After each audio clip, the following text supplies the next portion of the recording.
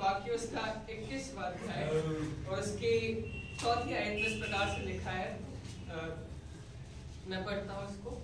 वह उनकी आंखों से सब आंसू पोंछ डालेगा।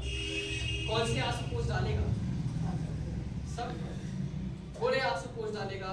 क्या ये कह रहा है? क्या ये कह रहा है कि कुछ आंसू पोंछ डालेगा, या कह रहा है कि ये आंसू पोंछ ही नहीं डालेगा?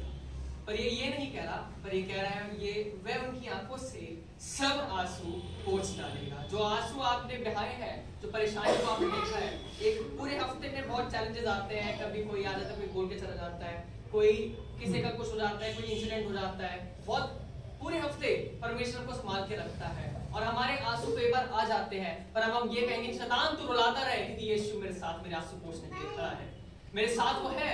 और इस प्रकार से लिखा है आंसू पोंछ डालेगा और इसके बाद मृत्यु ना रहेगी और ना शोक ना विलाप ना पीड़ा रहेगी। पहली बातें जाती रहे। हालेलुया। पहली बातें चली गई, अब जो कर रहा है यीशु नया कर रहा है। पूरे हफ्ते आपने क्या परेशानी को देखा, किन परेशानी को आप लेके हुआ है, क्या क्या आपने चीजों को देखा, प्रॉब्लम्स को फेस करा, और परमेश्वर ने आपको सामर्थ दी। अब ये समय है कि उसके पास आप मेरे आंखों से सब आंसू पोंछ डाले। शैतान ने रुलाना तो चाहा पूरे हफ्ते, पूरे ऐसे मेरी ऐसी मारने की कोशिश करी, लेकिन नहीं करने पाया, क्योंकि यीशु मेरे साथ खड़ा था। यीशु मेरे साथ परेशानियों में परमेश्वर मेरे साथ था। और इस प्रकार लिखा है 3री आयत में। अब मैं 3री आयत पढ़ता हूँ, जिसमें लिखा है फिर मैंने सिंहासन में से किसी को ऊंचे शब्द से ये कहते सुना, देख परमेश्वर का डेरा मनुष्य के बीच में है, वह उनके साथ डेरा करेगा और वह उसके लोग होंगे और परमेश्वर आप उनके साथ रहेगा और उनका परमेश्वर होगा। हालेलुया।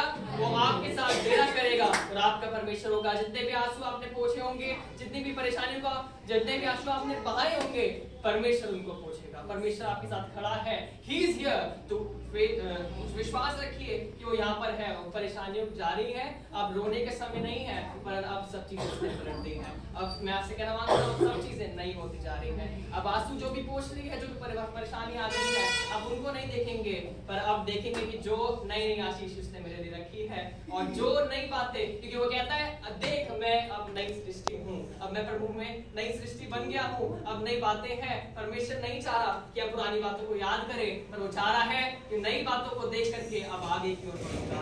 मैं परमेश्वर का धन्यवाद करता हूँ कि हम 3रे महीने में आ गए हैं, हम मार्च में आ गए हैं, हमने जनवरी भी पार कर लिया है, फरवरी भी पार कर लिया है, अब परमेश्वर हमको मार्च में ले आया है। पर मैं चाहता हूँ कि पूरे साल हम इस बात को याद रखें कि आपको बहुत लोग रुलाना चाहेंगे, बहुत परेशानियों से आपकी वो एक दुखती हुई नस को पकड़ना चाहेंगे, पर कुछ कर ना पाएंगे, क्योंकि परमेश्वर तुम्हारे साथ है। वो हर बार तुम्हारे आंसू को पोंछेगा। और अब विलाप के दिन गए, अब देखो आनंद हो गया।